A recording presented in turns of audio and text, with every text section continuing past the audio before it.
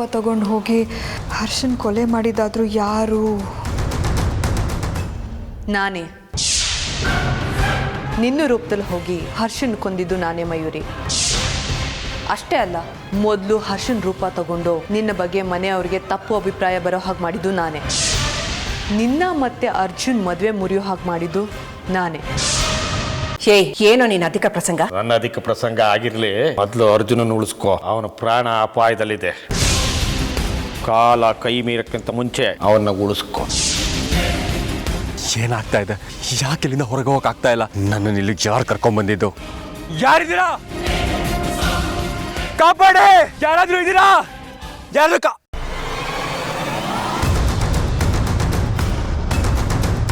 ನಿನ್ನ ಬಳಿ ಹೇಳದೇ ಇರಲು ಸಾಧ್ಯವಾಗುತ್ತಿಲ್ಲ.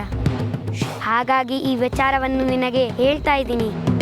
ಅರ್ಜುನನ ಪ್ರಾಣ ಅಪಾಯದಲ್ಲಿದೆ. ಇನ್ನು ಕೆಲವೇ ಕ್ಷಣಗಳಲ್ಲಿ ಅವನ ಪ್ರಾಣ ಹೋಗಲಿದೆ. ನಾನೇನು ಮಾಡಿಲ್ಲ. ಅಪಾಯ ಇದೆ ಅಂತ ಸೂಚನೆ ಕೊಡಬಲ್ಲೆ ಅಷ್ಟೇ. ನಾನು ಯಾರು, ನನ್ನ ಶಕ್ತಿ ಎಂತದ್ದು ಅಂತ ಗೊತ್ತಿದೆ ತಾನೇ ನಿನಗೆ? ಈ ಅಹಂಕಾರನೇ ಎಷ್ಟು ದಿನ ನೀನು ಹಾಳು ಮಾಡ್ಕೊಂಬಂದ. ಅಷ್ಟಕ್ಕೂ ಒಬ್ರು ರೂಪ ಇನ್ನೊಬ್ರು ತಗೊಳಕ್ ಸಾಧ್ಯ ಇರೋದು ಬೇರೆ ಯಾರಿಗೆ ತಾನೇ ಹೇಳಿ? ಅದು ಕೇವಲ ಇಚ್ಛಾಧಾರಿ ನಾಗಗಳಿಗೆ ಮಾತ್ರ ಒಲಿದಿರೋ ವಿದ್ಯೆ. ನಾನು ಅಂದುಕೊಂಡ ಕೆಲಸ ಸುಸೂತ್ರವಾಗಿ ಮುಗೀತು ಅಷ್ಟೇ. ಏನಮೃತ, ಏನು ಯೋಚನೆ ಮಾಡ್ತಾ ನಿಂತ್ಬಿಟ್ಟೆ? ಅರ್ಜುನ್ ಎಲ್ಲಿ? ನೀನು ಒಬ್ಳೆ ಇಷ್ಟೊತ್ತಲ್ಲಿ ಎಲ್ಲಿ ಹೋಗಿದ್ದೆ?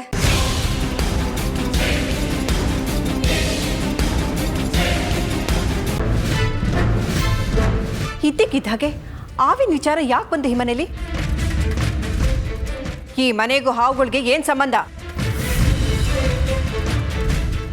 ಇದನ್ನೆಲ್ಲ ನಿನ್ನ ತಲೆಗೆ ತುಂಬಿದ್ದು ಯಾರೇ? ಕರಣ್, ನೀನಾದರೂ ಹೇಳು, ಈ ಮನೆಯವರಿಂದ ಹಾವುಗಳಿಗೇನಾದರೂ ತೊಂದರೆ ಆಗಿದೆಯಾ? ನನಗೆ ಗೊತ್ತ ಮಟ್ಟಿಗಂತೂ ಇಲ್ಲ ಮಯೂರಿ. ಹಾವುಗಳ ಬಗ್ಗೆ ನನಗೆ ಐಡಿಯಾನೂ ಇಲ್ಲ. ಇನ್ನೊಂದು 2 ವಾರದಲ್ಲಿ ಅಪ್ಪ ಚಿಕ್ಕಪ್ಪ ಇಬ್ಬರು ಬರ್ತಾರೆ, ಅವ್ರನ್ನೇ ಕೇಳಿ ನೋಡ್ಬೇಕಷ್ಟೆ. ಮಯೂರಿ, ಏನೇ ಇದು? ತಲೆ ಬುಡ ಇಲ್ಲದ ಪ್ರಶ್ನೆಗಳು ಕೇಳ್ತಾ ಇದೆಯಾ ನೀನು? ನೋಡು, ಅಂಥದ್ದೇನು ಈ ಮನೇಲಿ ಆಗಿಲ್ಲ. ಸುಮ್ಮನೆ ಬೇಡದಲ್ಲಿರೋ ವಿಚಾರ ಎಲ್ಲ ಎತ್ಬೇಡ ನೀನು. ಹೀಗಾಗಿರೋ ಸಮಸ್ಯೆಗಳೇ ಸಾಕು. ಹಾಗಾದರೆ ನಿಮ್ಮ ಪ್ರಕಾರ ಈ ಮನೆಯವರಿಂದ ಯಾವ ಹಾವುಗಳಿಗೂ ತೊಂದರೆ ಆಗಿಲ್ಲ ಅಂತಾಯ್ತು? ಇಲ್ಲ. ಹೌದಾ ಅಜ್ಜಿ? ನೀವು ಹೇಳಿ. ಇಲ್ಲ ಅಂತ ಹೇಮ ಹೇಳಿದ್ಲು ತಾನೆ. ನೋಡು, ಅಂಥದ್ದೇನು ಈ ಮನೇಲಿ ನಡೆದಿಲ್ಲ. ಇಲ್ಲ, ನನಗೆ ನಿಮ್ಮ ಮಾತು ಮೇಲೆ ನಂಬಿಕೆ ಇಲ್ಲ. ನೀವು ಸುಳ್ಳು ಹೇಳ್ತಿದ್ದೀರಾ. ಮಯೂರಿ, ಸುಮ್ಮನೆ ಕೂಗಬೇಡಿ ಅಜ್ಜಿ. ನಿಮ್ಮ ಮುಖಗಳೇ ಹೇಳ್ತಿದೆ ನೀವು ಸುಳ್ಳು ಹೇಳ್ತಿದ್ದೀರಾ ಅಂತ. ನಿಜ ತಾನೆ?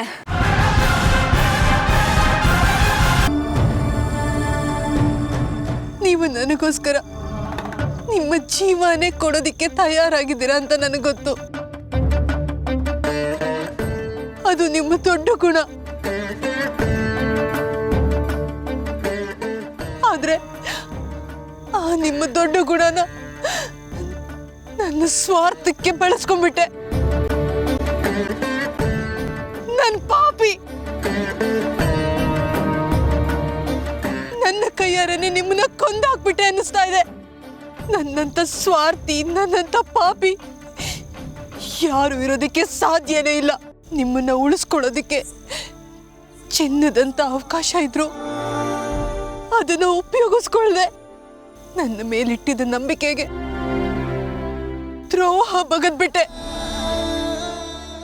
ನಾನು ಪಾಪಿ. ನನ್ನನ್ನ ಕ್ಷಮಿಸ್ಬಿಡಿ. ಹೇಳಿ ಅಜ್ಜಿ, ಹೇಳಿ ಅತ್ತೆ, ಯಾಕಿಬ್ರು ಸುಮ್ಮನೆ ನಿಂತಿದ್ದೀರಾ? ನೀವು ಸುಳ್ಳು ಹೇಳ್ತಿದ್ದೀರಾ ತಾನೆ? ನೀನು ಹೇಳೋಕೆ ಹೊರಟಿರೋದಾದ್ರೂ ಏನು, ಅದನ್ನು ಹೇಳು ಫಸ್ಟು. ಕರಣ್, ವಿಚಾರ ನಾವು ಅಂದ್ಕೊಂಡಷ್ಟು ಸಿಂಪಲ್ ಆಗಿಲ್ಲ ಕಣೋ.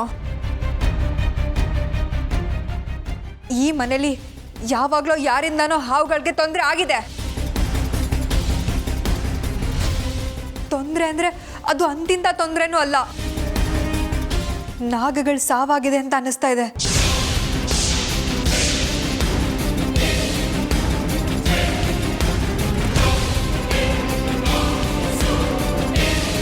ಏ ಮಯೂರಿ, ಇದ್ದಕ್ಕಿದ್ದ ಹಾಗೆ ಏನಾಯ್ತು ನಿನಗೆ?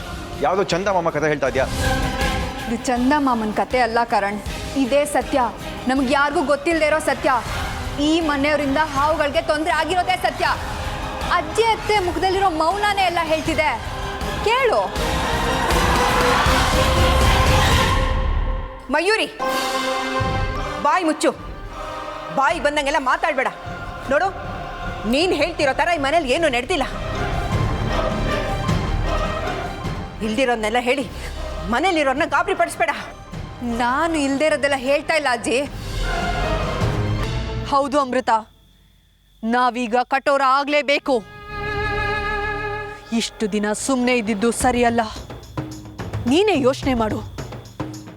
ಅವತ್ತು ಆ ದುಷ್ಟರೆಲ್ಲ ಸೇರ್ಕೊಂಡು ನನ್ನನ್ನು ಎಷ್ಟು ಹೀನಾಯವಾಗಿ ಕೊಂದು ಹಾಕಿದ್ರು ಅಂತ. ಶಿವ ಶಂಕರ ಹರ ಹರ ಶಂಕರ ಜಯ ಜಯ ಶಂಕರ ದಿಗಿರಾರ ಪ್ರಿಯ ತಾಂಡವ ಶಂಕರ ಪ್ರಕಟ ಶುಭಂಕರ ಪ್ರಣಯ ಭಯಂಕರ ದಿಗಿರಾರ.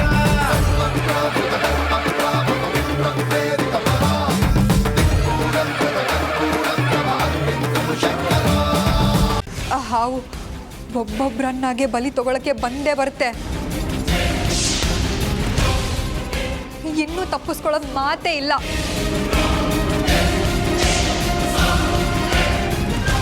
ಏನಮೃತ, ಏನು ಯೋಚನೆ ಮಾಡ್ತಾ ನಿಂತ್ಬಿಟ್ಟೆ? ಅರ್ಜುನ್ ಎಲ್ಲಿ? ಅಯ್ಯೋ ಶಿವನೇ, ನನ್ನ ಅರ್ಜುನ್ ಎಲ್ಲಿ ಹೋಗಿರ್ಬೋದು? ಇಷ್ಟೊತ್ತಾದ್ರೂ ಇವನು ಮನೆಗೆ ಬಂದಿಲ್ವಲ್ಲ?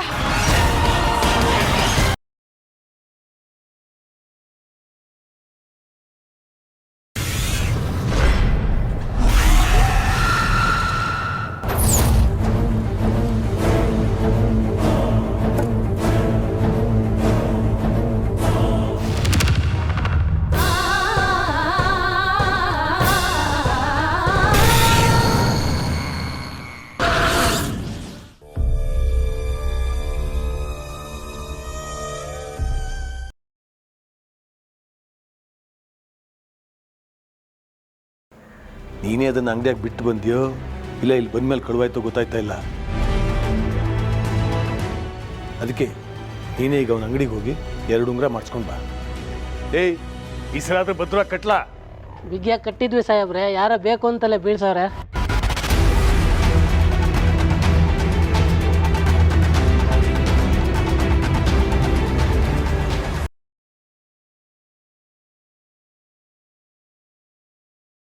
ಅಪ್ಪ ಅಕ್ಕರು ಎಷ್ಟು ದುಃಖ ಮಾಡ್ಕೊಂಡ್ವೇನ. ಗಂಗಾ, ನಿನ್ಗೆ ಹೆಂಗೆ ಗೊತ್ತಾತ ಅಮ್ಮಗೆ ಬೇಸರ ಆಗ್ಯದಂತ? ಅಕ್ಕಿನ ಖುದ್ದಾಗಿ ಹೇಳಲಿಲ್ಲೇನು ನನಗೆ ಒಡವಿ ಬೇಡಂತ?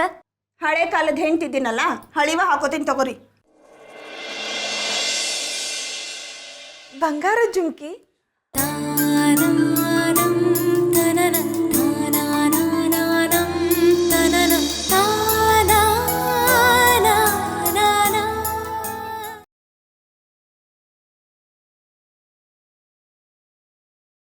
ಏನು ಯೋಗ್ಯತೆ ಇದೆ ನನ್ನ ಮದುವೆ ಆಗೋಕ್ಕೆ? ನನ್ನ ಹೆಂಡತಿ ಆಗೋಕ್ಕೆ ಏನು ಯೋಗ್ಯತೆ ಇದೆ? ನನ್ಗಿಂತ 4ರಷ್ಟು ಭಾರ ಇದೆಯಾ? ಈ ಥರ ಫಸ್ಟ್ ನೈಟ್ ಯಾರಿಗೂ ಆಗಿರಬಾರ್ದು. ಹಾಗೆ ಮಾಡ್ತೀನಿ, ನೋಡ್ತಾ ಇರು.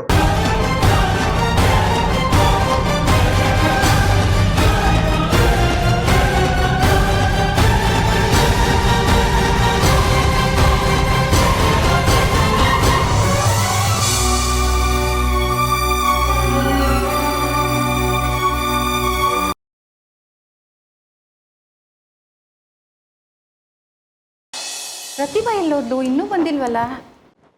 ಪ್ರಶಾಂತ್, ಆಗ್ಲಿಂದ ಅವಳಿಗೆ ಫೋನ್ ಮಾಡು ಅಂತ ಹೇಳ್ತಾ ಇದ್ದೀನಿ. ನೀನು ನನ್ನ ಮಾತು ಕೇಳಲ್ವಲ್ಲೋ? ಏನಿದು? ಇಷ್ಟೊಂದು ಹೆಣ್ಮಕ್ಳು ಒಟ್ಟಿಗೆ ದೀಪ ಇಟ್ಕೊಂಡು ಹೋಗ್ತಿದಾರಲ್ಲ. ಪ್ರತಿಭಾ ಇಲ್ಲ ಎಲ್ಲಿ ಅಂದ್ರೆ ಮನೇಲಿಲ್ವಾ? ಅಯ್ಯೋ, ಇವತ್ತು ಭೀಮನ ಅಮಾವಾಸ್ಯೆ ಅಂತ ನೆನಪೇ ಇರಲಿಲ್ಲ. ಎಂತ ಎಡ್ವರ್ಟ್ ಆಗ್ಬಿಡ್ತು.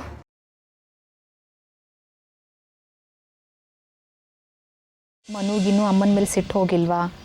ನೋಡು, ನಿಂಗೆ ತುಂಬ ಇಷ್ಟ ಅಲ್ಲ, ತಗೋ ಇದನ್ನು ಮಾಡು. ಮನು,